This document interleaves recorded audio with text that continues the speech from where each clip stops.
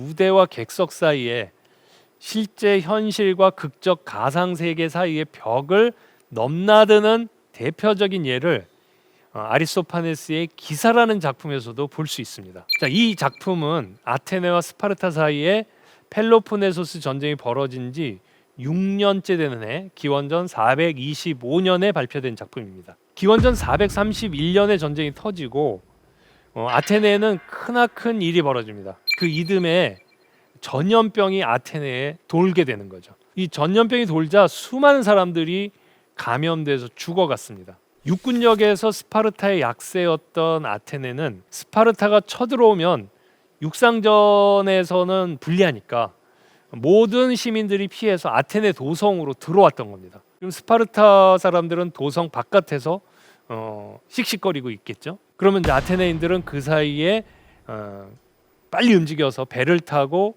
스파르타의 후미를 치는 이런 작전을 썼습니다. 자, 그런데 이 모든 시민들이 스파르타의 침공에 맞서서 싸우기 어려우니까 아테네 도성으로 들어왔다고 했는데, 그러다가 바로 전염병이 돌았던 겁니다. 그리고 전염병 때문에 심각한 타격을 입었었던 거죠. 자, 시민들은 전쟁을 멈추고 정말 평화를 얻고 싶어 했을 겁니다. 하지만 당시 아테네에서 최고의 영향력을 가졌던 클레오는 스파르타를 제압할 때까지 전쟁을 계속해야 한다, 이렇게 강력하게 주장을 하면서 시민들의 욕망을, 열망을 외면했던 거죠.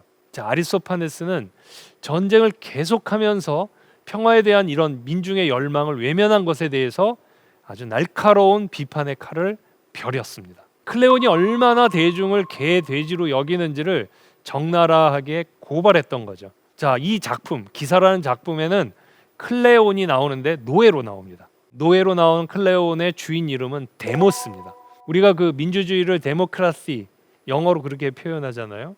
이게 바로 그리스 말 데모크라티아에서 온 건데, 이때 데모스라는 말이 민중이라는 뜻입니다.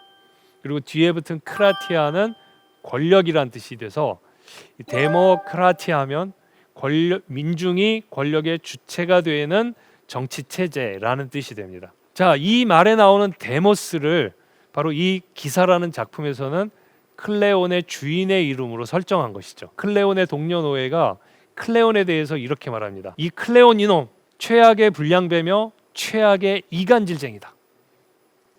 우리 주인 데모스, 민중 씨의 마음을 사려고 온갖 아양을 떨고 아첨하고 아부한다, 이렇게 비난을 합니다. 그리고 그 멍청한 민중 씨는 그런 클레온에게 홀딱 넘어가서 해벌레하며 그의 말이라면 뭐든 믿는다. 자, 이렇게 비판을 합니다. 자, 그런데 그 기사라는 작품이 상연될 때 객석에 클레온이 있었을까요, 없었을까요?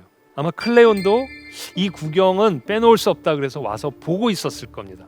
자, 그럼 클레온이 앉아 있는데 무대에서 클레온을 욕하는 이런 외치는 소리를 듣고 객석에 앉아있던 클레온은 기분이 어땠을까요? 그리고 그 일반 서민이었던 관객들은 또 어떤 반응이었을까요?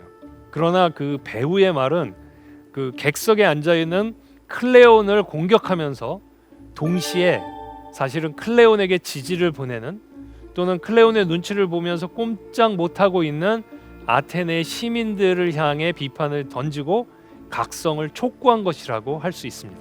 무대 위의 배우는 클레온을 비판하는 데서 그치지 않고 갑자기 객석에 진짜 앉아있는 클레온을 가리키면서 이렇게 외칩니다.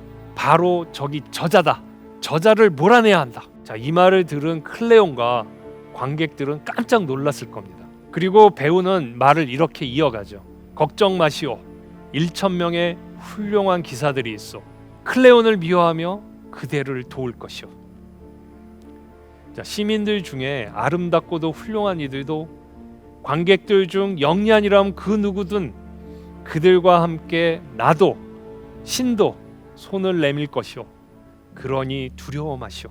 자, 이 작품까지 보고 참다 못한 클레오는 실제로 그 아리스토파네스를 명예훼손으로 법정에 고소했다고 합니다. 재판의 결과는 어떻게 되었을까요? 당시 법정은 전문적인 판사가 판결을 내리지 않았습니다. 아테네 민주주의는 직접 민주정이었기 때문에 시민들 가운데서 제비뽑기로 뽑아서 수백 명의 판정관을 구성하는 그런 방식을 취했습니다. 그러니까 판결관으로 뽑힌 시민들은 어떤 판결을 내렸을까요? 아리스토파네스에게 정말 클레온의 고소대로 그 명예훼손의 죄를 선고했을까요? 아니었습니다. 아리스토파네스에게 무죄를 선고했다고 합니다. 디오니소스 제전에서 표현의 자유를 지켜주었던 겁니다. 극중에서 그거 한 건데 뭐 그거 가지고 그렇게 심각하게 대들어?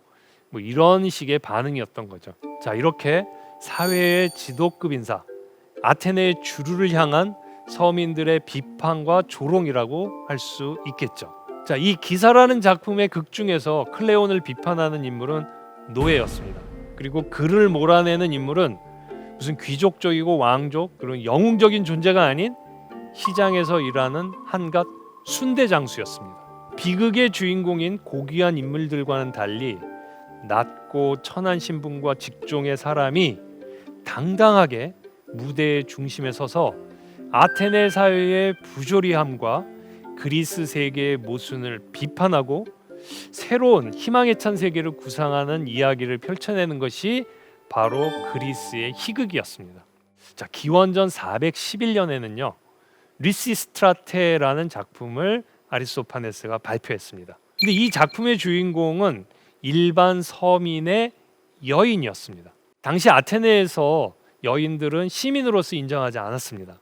여인들은 그 정치 권력에서 완전히 배제된 존재, 아테네의 주요 정치적 사안에 대해서 아무런 결정권도 권한도 영향력도 없는 그야말로 아웃사이더였습니다. 그렇다면 정치적 권한을 갖고 아테네를 이끌어가던 남자들은 이 아테네를 어떻게 만들었을까요? 바로 전쟁의 아비규환이었습니다. 스파르타와 아테네 사이에 벌어진 27년 동안의 펠로폰네소스 전쟁. 아리스토파네스가 14살 때 시작되었고 그가 부록의 나이가 되던 해에 끝난 전쟁이었습니다. 그러니까 아리스토파네스의 청춘이 전부 전쟁의 와중에 흘러갔던 것이죠. 자, 남자들이 이끄는 사회는 이렇게 전쟁이 넘쳐나는 사회였습니다. 이런 남자들이 일으킨 전쟁을 멈추고 평화를 이루고 싶었던 아리스토파네스는 아테네 시민들이 모인 이 디오니소스 극장 무대 위에 한 여인을 서게 합니다. 그녀의 이름은 리시스트라테. 이름의 뜻이 아주 심오합니다. 앞에 있는 리시라는 말은 풀다, 해결하다, 해체하다 이런 뜻이고요. 뒤에부터 스트라테 이 말은 군대라는 뜻입니다. 여인의 이름이 군대를 해산하는 자 이런 뜻입니다. 리시스트라테. 자, 아테네와 스파르타가 군대를 해산하고 전쟁을 멈추고 평화를 이루었으면 좋겠다는 이런 아리스토파네스의 염원, 그리고 이걸 바라보는 민중들의 희망이 담긴 이름이라고 할 수 있겠죠. 이 여인이 자신의 이름값을 제대로 한다면 이 지긋지긋한 전쟁을 멈출 수 있지 않을까요? 극 중에는 이 리시스트라테가 칼로니케라는 여인과 전쟁을 어떻게 하면 멈출 수 있을까 그 방안을 이야기합니다. 그런데 이 여인의 이름 또한 희망을 주기에 충분합니다. 칼로라는 말은 아름답다, 멋있다, 훌륭하다는 뜻이고 뒤에 붙은 니케 이거는 승리의 뜻입니다. 운동화 브랜드 중에 나이키가 있죠. 이 나이키가 바로 이 니케에서 온 겁니다. 자, 군대를 해산하는 여인 리시스트라테와 멋진 승리를 이룰 여인 칼로니케가 함께 손을 잡는다면 전쟁은 끝이 나겠죠. 자, 그런데 힘없는 여인들이 어떻게 권력을 가진 남자들의 전쟁을 멈출 수 있을까요? 자, 아무런 정치적, 군사적, 외교적 힘도 없는 여인들이 게다가 뭐 특별히 가문이 좋거나 영향력을 행사할 수 있는 그런 귀족의 여인 또는 왕비 이런 특권이 있는 집안 사람도 아니었습니다. 하지만 그녀 리시스트라테는 호기롭게 아테네 여인들에게 이렇게 말합니다. 그리스 전체의 구원은 남자가 아닌 우리 여인들의 손에 달려 있어. 그리고 그들뿐만이 아니었습니다. 아테네의 적국인 스파르타의 여인도 이 리시스트라테의 계획에 가세하고 보이오티아에서도 그리고 코린토스에서도 여인들이 속속 이 아테네의 여인 리시스트라테의 곁으로 독차가면서 뜻을 합하게 됩니다. 전쟁을 멈출 리시스트라테의 비책은 무엇이었을까요? 그것은 바로 잠자리 거부 운동이었습니다. 그는 이제 각국에서 모인 여인들에게 이렇게 말합니다. 우리가 아름답게 차려입고 남자들의 몸을 달아오르게 한 뒤 잠자리를 거부하면서 전쟁을 멈추기 전까지는 안 된다고 말하면 전쟁을 멈출 수 있어요.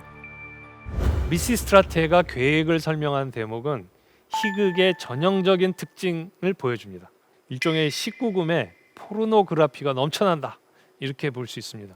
이 방송이라 이게 적나라하게 얘기할 수는 없고, 궁금하신 분들은 작품을 한번 읽어보시기 바랍니다. 욕망에 불끈거리는 남자들에게 잠자리를 금하다가 그것을 허용하는 조건으로 전쟁을 중단하라, 이렇게 요구하면은 남자들은 당장의 전쟁을 그만둘 것이다. 바로 이것이 리시스트라테의 생각이었습니다. 자, 그런데 그게 과연 이루어질 수 있을까요? 물론 그것만은 아니었습니다. 리시스트라테는 아크로폴리스를 점거하고 농성을 벌입니다. 아크로폴리스에는 아테나 여신을 모시는 거대한 파르테논 신전이 있었는데요. 자, 이 파르테논 신전은 거룩한 신전이면서 이 델로스 동맹의 막대한 기금을 보관하는 안전한 금고 역할을 했습니다. 자, 만약 그곳을 점거한다면 전쟁 자금의 돈줄을 끊을 수 있는 게 되죠. 그렇다면 아테네 남자들은 더 이상 전쟁을 치룰 수 없을 것입니다. 자, 이런 계획을 가지고 마침내 여인들의 잠자리 파업 투쟁 시작되고, 리시스트라테와 작전을 함께 짰던 스파르타의 여인들이 잠자리 거부 투쟁에서 성공을 했다는 소식을 전해줍니다. 자, 욕망을 채우지 못한 채 온몸이 뒤틀린 스파르타 남자들이 아테네 남자들에게 와서 평화 협상을 제안하는 장면이 나옵니다. 이러다가 우리 정말 미치고 말겠습니다. 빨리 휴전을 합시다. 남자들이 성적으로 막 안달이나 흥분해갖고 우왕좌왕하는 모습이 무대 위에 펼쳐졌는데 정말 가관이었을 겁니다. 자, 얼어붙은 대지의 여신을 성적으로 흥분시켜 깨어나게 하겠다는 코모스의 행렬과 남근 창가의 원초적인 모습이 바로 이 아리스토파네스의 작품에서 디오니소스 극장 무대에 그대로 재현된 것이라고 할 수 있겠죠. 자, 리시스트라테는 스파르타와 아테네 양쪽 남자들에게 외칩니다. 예전에 우리를 침략했던 페르시아인들이 지금도 여전히 우리를 노리고 있고 그리스의 사람들과 도시들을 파괴한다는 걸 모르시나요? 페르시아가 침략했을 때 아테네와 스파르타는 서로에게 많은 은혜를 베풀었던 걸 잊으셨나요? 왜 같은 민족끼리 서로 싸우고 분쟁을 멈추지 않는 거예요? 왜 휴전하지 않는 거예요? 자, 이렇게 리시스트라테가 다그치니까 아테네 남자들 그리고 스파르타 남자들이 마침내 평화 협정을 맺기로 합니다. 남자들은 신나게 노래하고 춤추고 리시스트라테의 평화의 메시지가 울려 퍼지면서 이 극이 끝나게 됩니다. 이제 그대들은 목욕 재개하세요. 우리 여인들이 그대들을 아크로폴리스로 초대하여 광주리에 있는 음식을 모두 내놓겠어요. 그곳에서 그대들은 맹세와 서약을 교환하세요. 그런 다음 각자 자기 아내를 데리고 집으로 돌아가세요. 앞으로는 2번 다시 이런 과오를 범하지 않도록 조심합시다. 자, 이런 식으로 남자들을 조롱하고 남자들을 일깨우고 올바른 길로 이끄는 여인들의 모습이 이 리시스트라테라는 작품에 그대로 재현됩니다. 자, 오만한 주류에 대한 비주류의 날선 비판과 풍자, 그리고 약하고 천한 사람들의 건강한 반란, 노골적이고 화끈한 음담패설, 이런 희극 고유의 전형적인 특징을 담고 사회 문제를 진단하고 해결하는 그런 상상력이 발랄하고 유쾌하지 않습니까? 자, 아리스토파네스의 마지막 작품은 기원전 388년에 발표된 부의 신이라는 작품입니다. 그리스 신화에는 별의별 신이 다 있는데 부자로 만들어주는 신도 있었습니다. 그게 바로 부의 신 플루토입니다. 플루토가 강림하면 누구든 부자가 됩니다. 자, 그런데 지금도 그렇지만 옛날에도 그랬던 모양입니다. 왜 못된 사람이 부자가 될까요? 왜 부의 신은 착한 사람이 아닌 나쁜 신들만 찾아가는 걸까요? 아리스토파네스는 이 작품 부의 신을 이런 불만으로 시작합니다. 자, 이 작품의 주인공은 정직하게 평생을 살아온 아테네의 늙은 농부입니다. 역시 사회의 비주류 아웃사이더였겠죠. 이렇게 말합니다. 나는 신을 경외하는 정의로운 사람이었지만 늘 가난하고 못 살았소. 신전에서 돈을 훔치는 자들, 말만 잘하는 정치가들, 숨어서 남의 잘못이나 노리며 소송을 일삼는 자들이, 그리고 그 밖에 수도 없이 많은 악당들은 다 돈을 벌었는데 말이오, 왜 나는 가난하단 말이오. 이 주인공은 불만스러운 삶의 진실을 알기 위해서 모든 의문을 풀어준다는 아폴론 신전이 있는 델피로 찾아가기로 했습니다. 그래서 나는 신에게 물어보기로 했어. 그건 나를 위해서가 아니야. 자, 이 주인공은 정직하게 살아온 자신의 가난은 이미 이제 늙었으니까 끝나가니까 그렇다 치고, 자신의 하나밖에 없는 아들은 어떻게 가르쳐야 할까 고민이 많습니다. 자기가 그랬듯 행여 가난하게 살더라도 나라의 법을 잘 지키고 성실하고 정직하고 정의롭게 살아야 한다고 말해야 할까요? 아무리 가난하더라도 정직해야 돼, 성실해야 돼 라고 말해야 할지 주인공이 고민인 겁니다.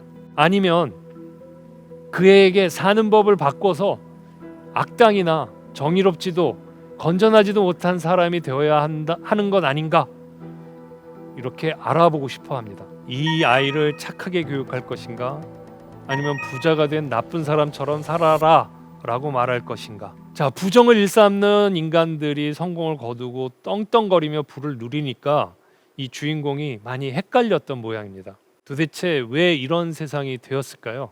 악하고 못된 사람은 부자가 되고 착하고 정직한 사람은 가난하게 되는. 자, 어쨌든 화가 단단히 난 이 주인공 농부는 도대체 아들을 어떻게 키워야 할지 답을 듣고자 아까 말씀드린 아폴론 신전이 있는 델피로 찾아갔습니다.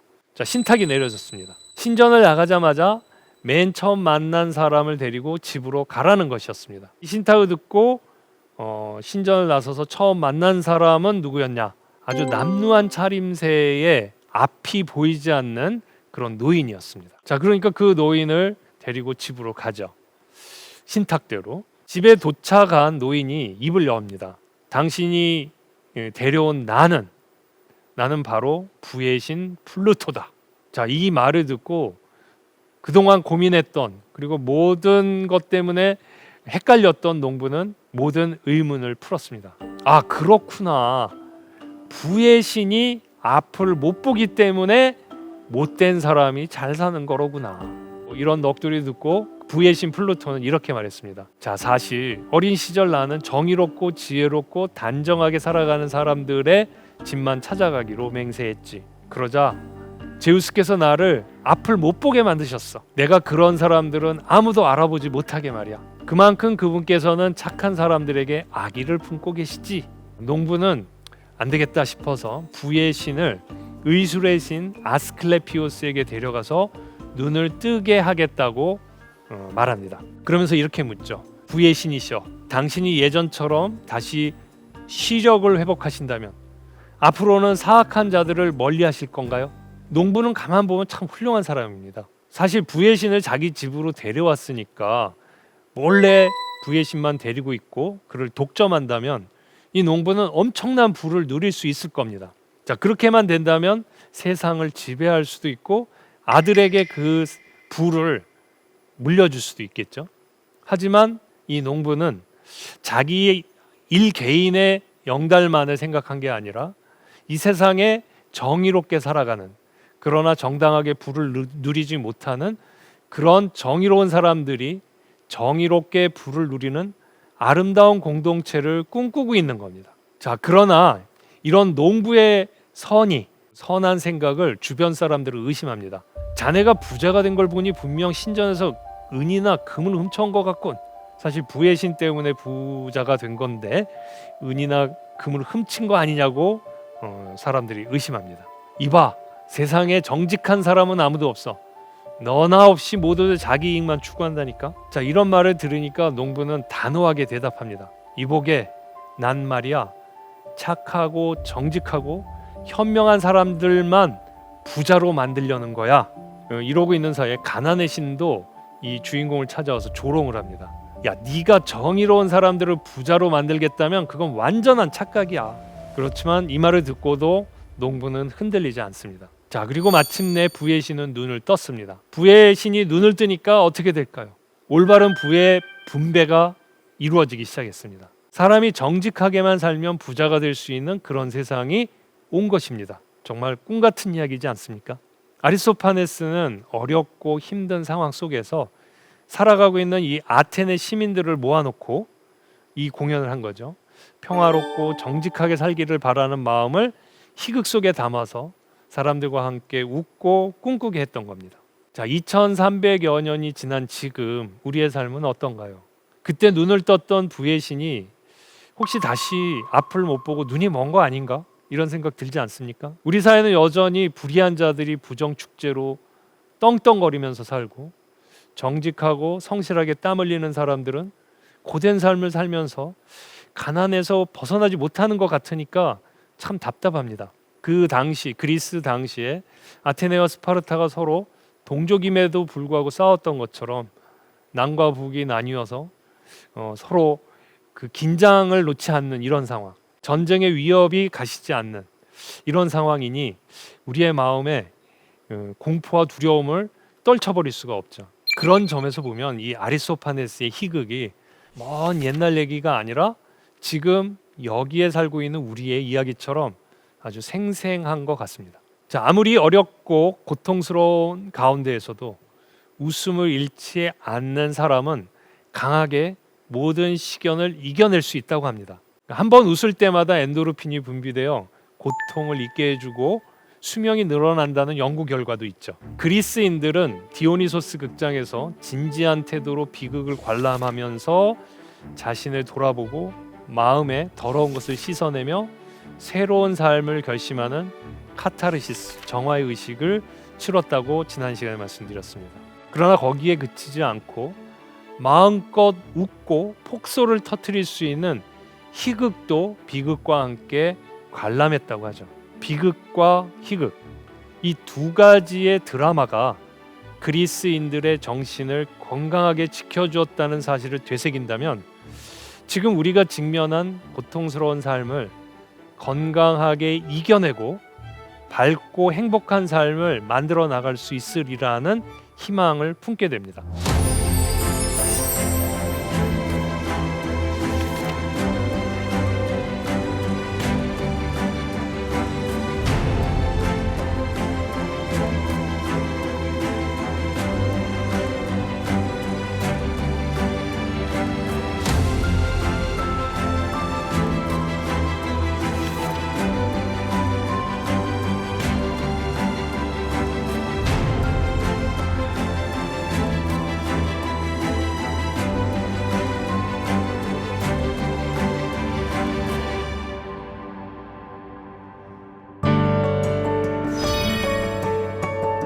인생은 가까이서 보면 비극이지만 멀리서 보면 희극이다. 인류 역사상 가장 위대한 코미디언으로 평가되는 찰리 채플린이 했던 말입니다. 똑같은 사건도 어떤 거리를 두고 보느냐에 따라서 비극이 될 수도 있고 희극이 될 수 있다는 말이 아주 의미심장합니다. 어떤 일을 가까이서 면밀하게 관찰할 필요도 있지만 너무 예민하게 집착해서 슬퍼할 필요도 없을 것 같습니다. 거리를 두고 보면 마음의 여유를 가지고 웃어 넘길 수도 있으니까요. 그렇다고 모든 일을 나 몰라라 수수방관한다면 삶의 진지한 의미를 잃을 수도 있겠죠. 비극적인 태도와 희극적인 태도, 이 둘의 조화가 현명한 삶을 살아가는 지혜가 아닐까요?